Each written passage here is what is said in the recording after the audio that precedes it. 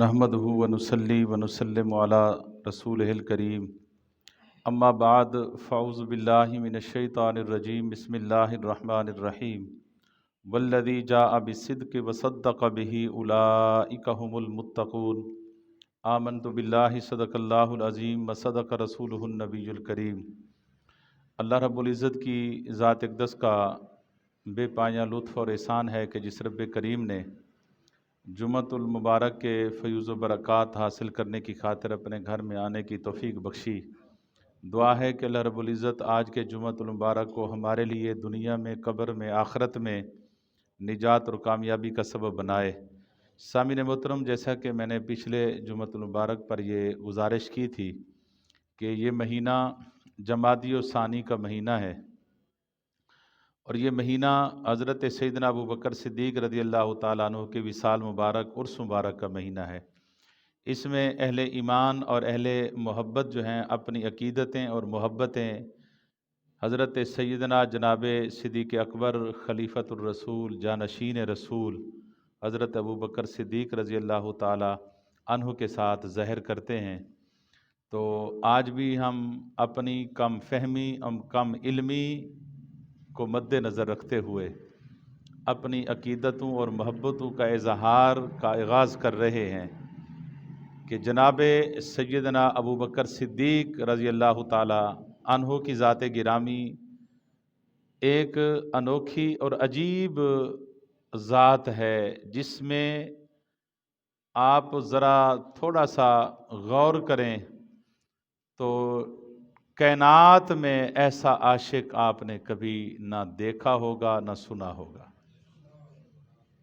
آج سیدنا صدیق اکبر کے مناقب اور آپ کے حسبی نسبی نسب کے حوالے سے جو اللہ نے ان کو سعادتیں عطا فرمائی، ان کے القابات، ان کی کنیت کے حوالے سے کچھ چیزیں رکھتے ہیں۔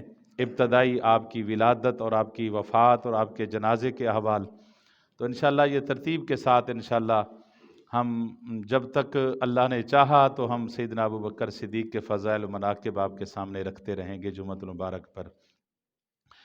اللہ رب العزت نے قرآن مجید سورہ زمر میں فرمایا کہ والذی جاء بالصدق وصدق به اولئک هم المتقون، فرمایا وہ جو صدق کے ساتھ ذات تشریف لائی، فرمایا وصدق به، اور وہ ذات جس نے اس سچے کی تصدیق کی، اولئک هم المتقون، وہ متقین ہیں۔ تو پہلے والذی جاء بالصدق، صدق سے پہلے صدق سے مراد حضور کی ذات ہے، اور دوسرے صدق سے مراد مفسرین فرماتے ہیں جناب صدیق اکبر کی ذات ہے۔ تو اللہ تعالیٰ نے سیدنا صدیق اکبر کی تصدیق کو خود قرآن مجید میں بیان فرمایا۔ اللہ رب العزت نے قرآن مجید میں کسی صحابی کی صحابیت کا ذکر نہیں فرمایا۔ حضور کے 1.25 لاکھ کم و بیش صحابہ ہیں، جتنے پیغمبروں کی روایات میں آتا ہے کہ جتنے پیغمبروں کی تعداد ہے اتنے حضور کے صحابہ کی تعداد ہے۔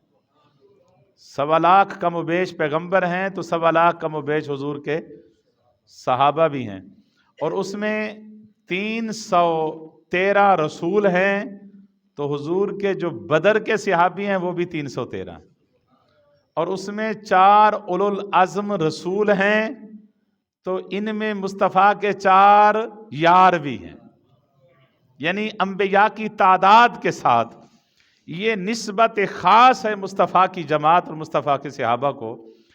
تو ان کے فضائل اور مناقب ہم کیا بیان کر سکتے ہیں؟ ان کے فضائل اور مناقب کے حوالے سے قرآن مجید نے جس طرح تعارف کرایا ہے نا، اس تعارف کو اگر دیکھیں نا، اللہ کی عزت کی قسم کوئی بندہ تعارف کرانے کا پھر جرت بھی نہیں کرے گا۔ قرآن نے بس کر دیا اس کے تعارف کرا کے، والذین معہ، فرمایا محمد الرسول اللہ والذین معہ، فرمایا محمد صلی اللہ علیہ وسلم اللہ کے رسول ہیں، والذین معہ، جو ان کے ساتھ رہتے ہیں، یعنی صحابہ کا تعارف کیا فرمایا کہ جو ان کے ساتھ رہتے ہیں۔ صحابہ نمازی بھی تھے، صحابہ حاجی بھی تھے، صحابہ غازی بھی تھے، صحابہ شہید بھی تھے، صحابہ مفسر بھی تھے، محدث بھی تھے۔ مفسر کہتے ہیں قرآن کی تفسیر بیان کرنے والے کو، تو پھر مصطفیٰ کے صحابہ سے بڑا کوئی مفسر ہو سکتا ہے؟ محدث کہتے ہیں حدیثہ جمع کرنے والوں کو، حضور کی حدیثیں سننے والے کو۔ تو مصطفیٰ صحابہ تو مصطفیٰ سے ڈائریکٹ حدیثیں سن رہے ہیں، یعنی ان سے بڑھ کر کوئی مفسر نہیں ہے، ان سے بڑھ کر کوئی محدث نہیں ہے، ان سے بڑھ کر کوئی مجاہد نہیں ہے، ان سے بڑھ کر کوئی عابد نہیں ہے، ان سے بڑھ کر کوئی ریاضت رکھنے والا نہیں ہے، کوئی ولی نہیں ہے، کوئی غوث نہیں ہے، کوئی ابدال نہیں ہے۔ لیکن قرآن نے تعارف یہ نہیں کرایا کہ وہ مفسر تھے، وہ بڑے محدث تھے، وہ بڑے مجاہد تھے، بڑے نمازی تھے، بڑے حاجی تھے، بڑے غازی تھے۔ قرآن نے تعارف کرانے کی حد کر دی، فرمائے یہ وہ ہیں جو میرے محبوب کے ساتھ رہتے ہیں۔ یعنی اثر اس کو آپ کی بولی میں آسان کروں تو اس کا معنی یہ ہوگا کہ صحابہ وہ ہیں جو ہر وقت بیٹھ کر مصطفیٰ کے چہرے کو تکتے رہتے تھے، مصطفیٰ کا دیدار کرتے رہتے تھے۔ تو صحابہ کا تعارف تو بھئی قرآن نے جس انداز میں کرایا، اس انداز سے بڑھ کر کوئی تعارف کرا نہیں سکتا۔ لیکن ہم اپنی بساط کے مطابق اپنی عقیدتوں کا اظہار کرنے کے لیے اپنی کم فہمی اور کم علمی کو سامنے رکھتے ہوئے، اعتراف کرتے ہوئے، جو کچھ ہماری عقیدت ہے اس کا اظہار تو کرنا ہے نا، اظہار کرنا ضروری ہے۔ دیکھیں نا جی، آپ اظہار نہیں کریں گے، آپ دل میں کلمہ پڑھتے رہیں، زبان سے جب تک نہیں کہیں گے، اظہار نہیں کریں گے، آپ پر اسلام کا اطلاق نہیں ہوگا۔ اللہ کے نزدیک ہوں گے مومن، لیکن شریعت کے نزدیک مومن نہیں ہو سکتا۔ شریعت کے نزدیک مومن وہی ہوگا جو زبان سے اظہار بھی کرے گا۔ ساری زندگی بندہ اللہ کو ایک مانتا رہے، ساری زندگی یہ کہتا رہے کہ میں نماز پڑھنے کا قائل ہوں، نماز پر ایمان رکھتا ہوں، اللہ نے فرض کیا، لیکن پڑھے نہ، اظہار نہ کرے اپنے عمل سے، اس دعوے کا کوئی فائدہ نہیں ہے۔ تو حضرت سیدنا ابوبکر صدیق رضی اللہ تعالیٰ عنہ کو سب سے پہلے ہم نسب دیکھتے ہیں کہ اللہ نے نسبی طور پر، خاندانی طور پر اللہ نے شجرہ نسب میں صدیق اکبر کو کتنی فضیلت عطا فرمائی۔ حضرت سیدنا صدیق اکبر بنو تیم قبیلے سے تعلق رکھتے تھے۔ حضور فرماتے ہیں اللہ نے سب سے کائنات میں سب سے زیادہ جس خطے کو فضیلت عطا فرمائی وہ عرب کا خطہ ہے۔ فرمایا عرب کو اللہ تعالی نے تمام ملکوں پر فضیلت عطا فرمائی۔ فرمایا عرب میں سے اللہ رب العزت نے سب سے زیادہ فضیلت جو دی خاندان قریش کو عطا فرمائی۔ فرمایا خاندان قریش میں سے سب سے زیادہ جو فضیلت عطا فرمائی، فرمایا وہ بنو ہاشم قبیلے کو عطا فرمائی۔ فرمایا بنو ہاشم قبیلہ کیونکہ ساری کائنات سے بڑھ کر قبیلہ ہے، تو فرمایا اللہ تعالی نے پھر اسی بنو ہاشم کا فرد مجھ محمد مصطفیٰ کو بنایا۔ تو یہ خاندان قریش کے قبائل تھے، حضرت عثمان غنی کا قبیلہ، حضرت سیدنا عمر فاروق کا قبیلہ، حضرت باقی صحابہ کا قبیلہ، یہ سارے خاندان قریش کے قبیلے سے تعلق رکھتے ہیں، چاروں یار حضور کے۔ حضرت علی اور آقا علیہ السلام کا کیونکہ ایک ہی قبیلہ تھا بنو ہاشم، تو حضرت سیدنا ابوبکر صدیق بنو تیم قبیلے سے تعلق رکھتے تھے۔ آپ کا شجرہ نسب 7ویں پشت میں حضور کے نسب کے ساتھ مل جاتا ہے، 7ویں پشت میں حضور کے نسب کے ساتھ مل جاتا ہے۔ آپ کے اصل جو نام تھا وہ تھا عبداللہ۔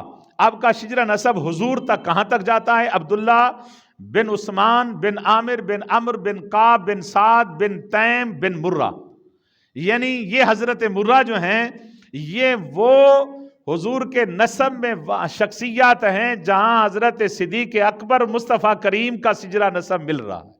مرہ تک صدیق اکبر جا کے حضور کے خاندان میں مل جاتے ہیں۔ اسی طرح آپ کی والدہ ماجدہ، یہ تو آپ کے والد گرامی اور آپ کا شجرہ، اور آپ کی والدہ ماجدہ کا شجرہ بھی 7ویں پشت تک، یعنی دونوں باپ کی طرف سے بھی اور ماں کی طرف سے صدیق اکبر کا جو نسب ہے وہ 7ویں پشت تک حضور کے ساتھ جا کے مل جاتا ہے۔ آپ کی والدہ ماجدہ کا نام تھا ام الخیر سلمہ۔ حضرت ام الخیر سلمہ بنت صخر بن عامر بن عمر بن قاب بن سعد بن تیم بن مرہ، یعنی 7 پشتوں تک جا کے حضرت ام الخیر آپ کی والدہ ماجدہ کا نسب بھی مصطفیٰ کے نسب کے ساتھ، یہ تھا آپ کا نسب کا آپ کی فضیلت اور آپ کی اہمیت کہ اللہ تعالی نے نسبی طور پر مصطفیٰ کریم کے ساتھ، اور ویسے تو آقا علیہ الصلوۃ والسلام کیا مشہور یہ باتیں علماء سے سنتے ہیں کہ حضور کے بچپن کے یار بھی تھے، یعنی اللہ نے اپنے حبیب کا اتنا ساتھی بنایا، اتنا ساتھ دیا کہ بچپن کے یار بھی تھے. اور اس کے بعد آپ کی جو ولادت با سعادت کی نسبت ہے نا مصطفیٰ کریم کے ساتھ، وہ بڑی اہم ہے کہ آپ اصحاب فیل یعنی ہاتھی والا جو واقعہ ہوا، ابرہا ہاتھیوں کا لشکر لے کر آیا تھا کعبۃ اللہ کو ڈھانے کے لیے، تو اس واقعے کے فوراً بعد چند دن بعد تقریباً 50 یا 57 دن بعد آقا علیہ الصلوۃ والسلام کی ولادت مبارک ہوئی. حضور کی ولادت باسعادت اسی سال ہوئی ہے، یعنی اصحاب فیل کے سال. وہ ہاتھیوں والا واقعہ جب ختم ہوا، بابیلوں نے انہیں تباہ کیا، تو اس سال حضور کی ولادت ہوئی. اور عام الفیل اصحاب فیل کے واقعے کے تقریباً 2 سال 4 ماہ بعد حضرت سیدنا صدیق اکبر رضی اللہ تعالیٰ عنہ کی ولادت مبارک ہوئی. یعنی 2.5 سال حضور کے عمر میں چھوٹے بھی تھے. حضرت سیدنا صدیق اکبر، آپ کا نام عبداللہ تھا. آپ کے 2 لقب تھے، ایک لقب تھا صدیق اور ایک لقب تھا عتیق. یہ بھی بڑا دلچسپ لقب ہے. عتیق کا لقب میرے مصطفیٰ کریم نے عطا فرمایا اور صدیق کا لقب اللہ نے خود عطا فرمایا. یہ دونوں لقب اللہ اس کے رسول کے دیے ہوئے ہیں. یعنی عتیق میرے مصطفیٰ نے کہہ دیا. عتیق کہتے ہیں جو جہنم کی آگ سے آزاد ہو، اس کو کہتے ہیں عتیق. حضور نے فرمایا ٹائم نہیں ہے، ورنہ میرا دل جو چاہتا تھا کہ میں ساری عربی عبارت بھی آپ کے سامنے پڑھوں تاکہ برکت کی حاصل، لیکن ٹائم اور وقت کی قلت کی بنیاد پر میں اس کا مفہوم آپ کے سامنے رکھنا چاہتا ہوں. آقا علیہ الصلوۃ والسلام نے فرمایا صحابہ، جس نے جہنم سے آزاد شخص کو دیکھنا ہے تو فَلْيَنْظُرْ إِلَىٰ عَتِيقٍ مِّنَ النَّارِ، فرمایا وہ میرے صدیق اکبر دیکھ لے. یہ حضور نے اس کا نام نہیں فرمایا، حضور کی صدیق اکبر کی طرف اشارہ فرمایا، یہ عتیق ہے. یعنی جہنم سے آزاد جس نے دیکھنا ہے تو وہ صدیق اکبر کو دیکھ. یہ لقب میرے مصطفیٰ نے دیا. اور صدیق کا لقب تو اسی زمر کی آیت کریمہ میں ہے، والذی جاء بالصدق وصدق بہ. اور بلکہ اگر احادیث کا مطالعہ کریں تو اللہ رب العزت نے ایک بار پھر بھی آسمان سے لقب عطا فرمایا، یعنی دوسری بار پھر صدیق کا لقب عطا فرمایا. جب حضور معراج سے واپس آئے تو حکم تھا اللہ کا کہ حبیب جا کے آپ نے معراج کا اعلان کرنا ہے، اظہار کرنا ہے کہ میں راتوں رات بیت المقدس سے ہو کے آ گیا ہوں. یہاں تک حضور کو حکم ہوا کہ بیت اللہ میں کافروں کے سامنے سارا واقعہ حضور نے بیان نہیں کیا. آقا علیہ الصلوۃ والسلام کو حکم ہوا تو کافروں کے سامنے مسجد حرام میں صبح جو واقعہ بیان کرنا ہے وہ مسجد حرام سے لے کر مسجد اقصیٰ تک کا معراج بیان کرنا ہے، کیونکہ یہ آگے جا نہیں سکے. ان کو کیا پتا کہ آگے کی فاصلے کیا ہیں، ان کے انوار کیا ہیں، تجلیات کیا ہیں، راہیں کیا ہیں، مرحلے کیا ہیں، یہ نہیں جانتے. یہ بیت المقدس کو جانتے ہیں، راستوں کو جانتے ہیں، لہٰذا ان کے جاننا جو راستہ جانتے ہیں ان کا دعویٰ آپ ان کے سامنے کریں. تو آقا علیہ الصلوۃ والسلام کو جب حکم ملا تو حضور نے عرض کیا باری تعالیٰ اب راتوں رات کا میں کہوں گا لیلم من المسجد، رات کے تھوڑے سے حصے میں بیت المقدس سے ہو کر آیا ہوں. اب یہ 7 دن یا 8 دن کا سفر ہے، کیسے مانیں گے؟ کون میری بات کو تصدیق کرے گا؟ تو اللہ نے فرمایا حبیب آپ فکر نہ کریں، کوئی مانے یا نہ مارے، ابو بکر تو مانے گا نا اس کو، ابو بکر تصدیق کرے گا. وہ صدیق، وہ صدیق ہے، اس کو ہم نے صداقت کا لقب دے دیا. تو یہ دوسری بار بھی آسمان سے اللہ رب العزت سے صدیق کا بار بار ہے جی ہم ساری زندگی کہیں صدیق ہے صدیق ہے. اس صدیق کی کیا شان ہے جس کو بار بار رب کہے کہ یہ صدیق ہے؟ اس صدیق کی کون شان بیان کر سکتا ہے؟ اس صدیق کا کون مقام بیان کر سکتا ہے جس کو بار بار رب کہے کہ یہ صدیق ہے، یہ صدیق ہے؟ تو آج کیونکہ سیدنا صدیق اکبر کا ذکر ہو رہا ہے تو ہم چاہتے ہیں کہ سیدنا صدیق اکبر کا ذکر کرتے کرتے آپ کی تعلیمات کی طرف بھی دیکھیں اور اپنی طرف بھی ہم نے جائزہ لینا ہے کہ صدیق اکبر کی تعلیمات کیا ہیں اور ہم ان کی تعلیمات پر کتنا عمل پیرا ہیں، کتنا ہم آگے اپنی نسلوں کو ان کی تعلیمات پہنچا رہے ہیں. تو صدیق اکبر کا یہ جو لقب تھے صدیق اور عتیق، اور آپ کی کنیت جو ہے صدیق اکبر کی وہ ہے ابو بکر. آپ کا نام کیا ہے؟ عبداللہ. آپ کا نام کیا ہے؟ عبداللہ. آپ کی کنیت ہے ابو بکر. صدیق آپ کا لقب ہے، عتیق آپ کا لقب ہے، کنیت آپ کی ابو بکر ہے. عرب میں کنیت یاد رکھی جاتی تھی، جس طرح آقا علیہ الصلوۃ والسلام کی کنیت مبارک ہے ابو القاسم، تو اسی طرح یہ کنیت رکھی جاتی تھی. تو حضرت سیدنا صدیق اکبر کی جو کنیت تھی وہ تھی ابو بکر. اب بکر 2 معنی میں استعمال ہوتا ہے. بکر اونٹ کو بھی کہتے ہیں، बकर सुबह को भी कहते हैं। तो बू, अबू जो बू है, ये अरबी में, अरबी अरब के मुहावरे में ये बाप के माने भी इस्तेमाल होता है और वाला के माने में भी इस्तेमाल होता है। तो यहाँ आम हम माना कर देते हैं कि जी अबू बकर यानी बकर के बाप। बकर के बाप तो आप नहीं हैं, आपके किसी बेटे का नाम बकर नहीं है। तो इसका माना क्या होगा जो अरबी मुहावरे में इस्तेमाल होगा, हम उसको देखेंगे। इसका माना जो होता है वो अबू बकर यानी वाला, अबू माना वाला यानी बकर वाला। बकर अगर ऊंट माना करें तो आपके ऊंट ज्यादा थे। मुफस्सिरीन मुहद्दिसीन फरमाते हैं आपके ऊंट ज्यादा थे, इसलिए आपको कहा जाता था कि ये ऊंटू वाले हैं, यानी ज्यादा ऊंट हैं, ऊंटू वाले हैं। तो आप बकर का माना सुबह भी है, सब्बिहू बुकरतम वासीला, कि सुबह शाम अल्लाह की तस्बीह बयान करो, क्योंकि सुबह पहले आती है, शाम बाद में आती है। तो अबू बकर वो हैं जो सबसे पहले इस्लाम कबूल करने वाले हैं, तो इसलिए आपका लक़ब उनकुनियत बन गई अबू बकर, यानी सबसे पहले इस्लाम लाने वाला, सबसे पहले दर मुस्तफ़ा पर इस्लाम कबूल करने वाला वो सैयदना अबू बकर सिद्दीक रज़ी अल्लाह ताला अन्हु है। और सैयदना सिद्दीक अकबर सिर्फ पहले इस्लाम कबूल करने वाले नहीं हैं, आपकी जो अवलियत है वो बेमिसल और बेमिसाल है।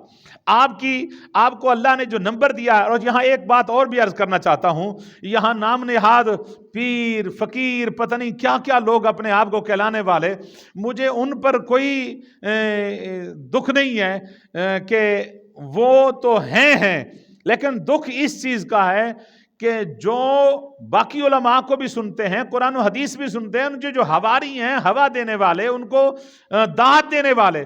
कल भी मैं बात एक सुन रहा था और वो बात कर रहा है कि आका अलैहिस्सलातु वस्सलाम के वीर की बात कर रहा है। किसी शायर ने एक शायर पढ़ा कि जिस तरह अली हुजूर के वीर हैं, ऐसा कोई वीर विखा मैनू।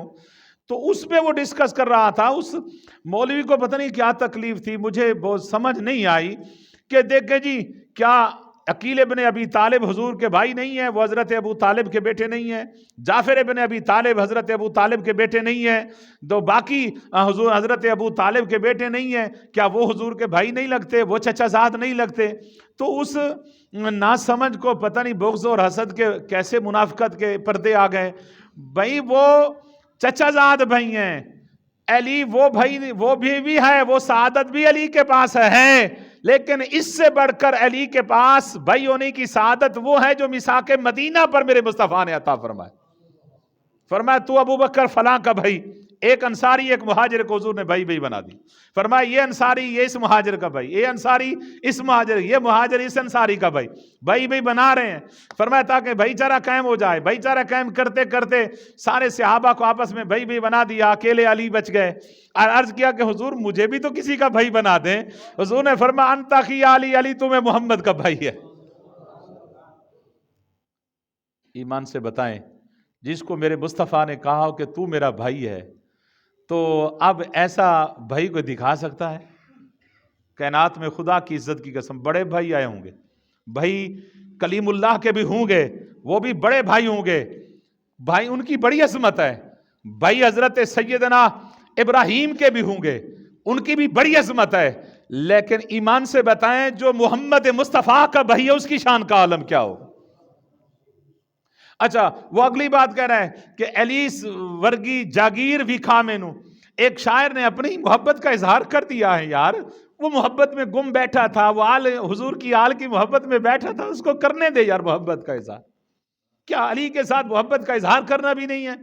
नहीं कर सकते। वो अपनी मोहब्बत का इजहार करता है। अली वर्गी जगीर विखा मैनू, कहते जी देखें ये जगीर हजरत अली की जगीर थी, तो फिर हजरत मौला कायनात के बच्चों को मदीने में क्यों ना रहने दिया, मक्के में क्यों ना रहने दिया? मैं आपसे पूछना चाहता हूं, या अल्लाह मालिक है सबका या नहीं है? बोले, सारी जमीन और आसमान का मालिक है या नहीं है? तो फिर काफिरों को मालिक क्यों बना दिया? मुल्क ज्यादा काफिरों के कब्जे में है या मुसलमानों के हैं? यार ऐसी बात कर रहा और मिंबर मुस्तफ़ा पर बैठकर करना, ये बड़ी अजीब है। तो बाकी रहा जगीर, मेरे मुर्शिद हमारे बुजुर्गों ने हमारी तरबियत यही की थी। मेरे मुर्शिद करीम हुजूर सैयद अहमद सईद कादमी रहमतुल्लाह ताला अलैह अक्सर फरमाते थे, लोगों ये कायनात छोटी है, मेरा अली इस कायनात से भी बड़ा है। क्योंकि मैं अबू बकर सिद्दीक का जिक्र कर रहा हूं, कोई ये मत समझे कि अली की मोहब्बत नहीं है। हमारे दिल को चेक करके देखें, अली तो घर वाला है यार, अबू बकर दर वाला है, अली घर वाला है। تو عزیزان محترم میں بات کر رہا تھا سیدنا صدیق اکبر کی اولیت کی. سیدنا صدیق اکبر کی اولیت جو ہے اللہ تعالیٰ نے کہاں کا مصطفیٰ کے اس صحابی کو اول رکھا. تو سب سے پہلے اسلام کا دروازہ کس نے کھولا؟ ایمان کا دروازہ کس نے کھولا؟ اسلام کے دروازے کھولنے والے پہلے ایمان مومن کا نام کیا؟ آپ نے بولنا ہے ابو بکر. اور سب سے بڑے حضور کے پہلے مصدق انبیاء اور تمام مخلوق سمیت سب سے پہلے مصدق جس نے مصطفیٰ کی رسالت کی تصدیق کی وہ حضرت سیدنا ابو بکر صدیق ہے بشمول انبیاء کرام. اب کوئی کہے کہ یہ اتنا بڑا جملہ بول دیا کہ صدیق اکبر انبیاء سے بھی بڑھ گئے. یار بڑے نہیں ہیں، بات تصدیق کی ہے. تصدیق کہتے ہیں جو دعویٰ کریں اور اس کے بعد اس کی کوئی تصدیق کرے. بھئی میرے مصطفیٰ نے دعویٰ اینڈ میں آ کر کیا ہے، انبیاء پہلے گزر چکے تھے.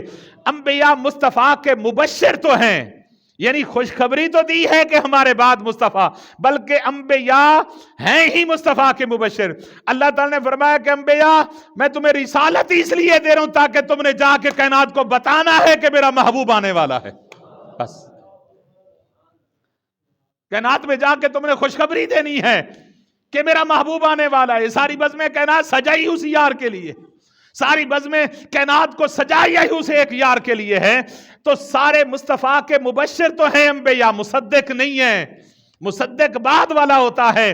انبیاء سمیت تمام انسانیت کو اگر سامنے رکھیں تو مصطفیٰ کی سب سے پہلے تصدیق کرنے والے کا نام سیدنا ابو بکر صدیق رضی اللہ تعالی. اور سب سے پہلے خطیب مصطفیٰ کے جو ہیں وہ سیدنا صدیق اکبر مصطفیٰ کے بعد سیدنا صدیق اکبر ہیں.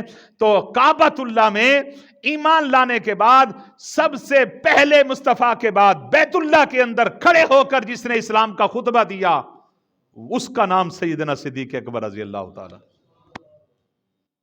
خطبہ دے رہے ہیں، لوگوں نے اتنا مارا. ایک دفعہ حضرت سیدنا ابو بکر صدیق کو اطلاع ملی کہ آقا علیہ الصلوۃ والسلام کو گھیرا ہوا ہے.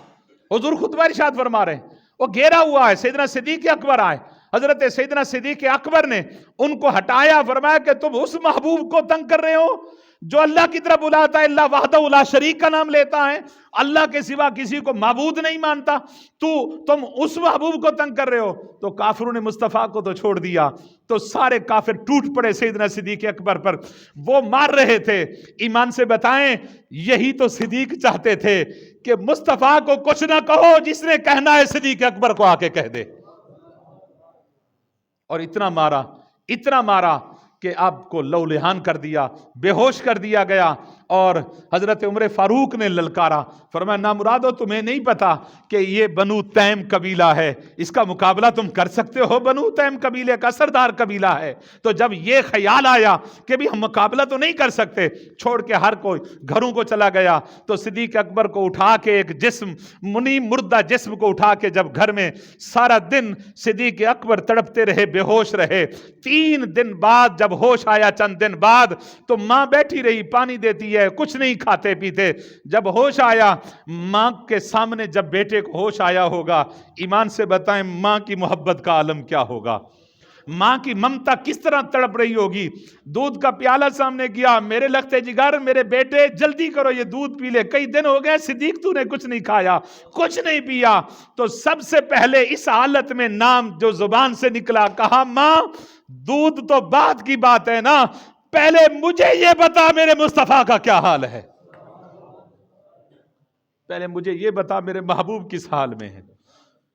ماں نے کہا وہ خبر لے لیتے ہیں، تو دودھ تو بھی. فرمایا نہیں ماں، جب تک خبر نہیں آئے گی صدیق کچھ نہیں پیے گا. ماں گئی، خبر لے کر آئی، کہا بیٹا تیرے محبوب صحیح سلامت ہیں، اللہ نے کرم کیا ہے، وہ آپ پی لیں. فرمایا نہیں ماں تیری بات تو سچی ہے، لیکن دل مطمئن اس وقت ہوگا جب اپنی آنکھوں سے مصطفیٰ کو دیکھو. اپنی ماں کے کندھوں پہ ہاتھ رکھا اور لڑکتے پاؤں جب آئے سامنے، ابھی دار ارکم کے دروازے پہ نہیں آئے تھے صدیق اکبر، مصطفیٰ باہر آ گئے تھے صدیق کا استقبال کرنے.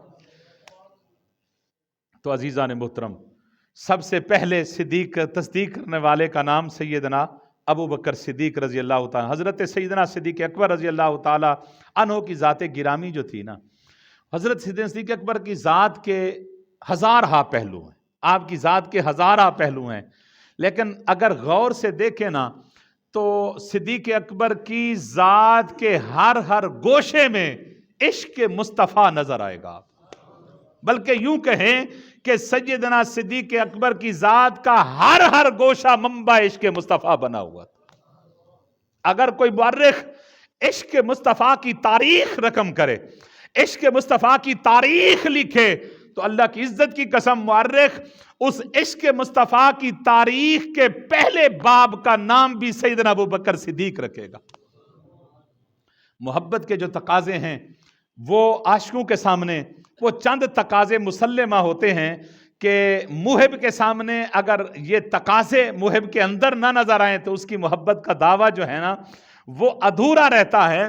وہ محبت کے جو تقاضے ہیں وہ کون سے ہیں وہ آپ کے سامنے میں رکھ رہا ہوں. پھر ان محبتوں کے تقاضوں کو سن کر آپ نے صدیق اکبر کی شان اور ذات کا جائزہ لینا ہے. وہ سارے تقاضے صدیق اکبر کی ذات میں آپ کو جمع ہوتے ہوئے نظر آئیں گے.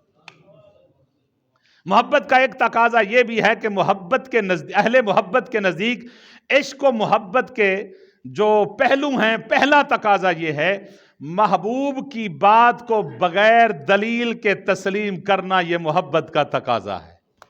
محبت کرنے والے کے نزدیک محبوب کی بات جب کی جائے تو وہ دلیل نہیں مانگتا، وہ بغیر دلیل کے مصطفیٰ کی محبت کی بات مان لیتا ہے.